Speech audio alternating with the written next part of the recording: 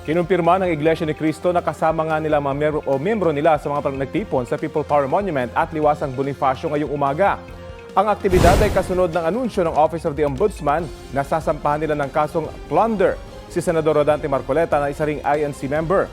Panawagan ng INC, transparency, accountability, justice, and peace. Sabi ni INC spokesperson ka Edward Zabala, hindi sila tutol sa pagpapatupad ng batas. Ang tinututulan daw nila ay pagbaluktot anya sa batas, lalo na kung ang layunin ay pagtakpan ang katiwalian. Ipinunto ni Zabala na si Senador Marcoleta bilang dating chairman ng Senate Blue Ribbon Committee ang isa sa mga nanguna sa pag-iimbestiga sa questionable flood control projects na isa sa nila ay pinakamalaking pandarambong sa kasaysayan. Ang pinagtataka raw nila, bakit si Marcoleta ang kakasuhan at ipakukulong sa halip na ang mga na-expose?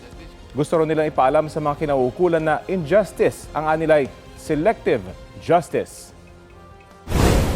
Nananawagan kami para sa transparency, accountability, justice, and peace. Kaya, nais naming iparinig sa mga kinauukulan na kahit ipakulong nila si Senator Marcoleta, ay hindi kami titigil sa paghingi ng katarungan para sa mga kababayan natin na ninakawan.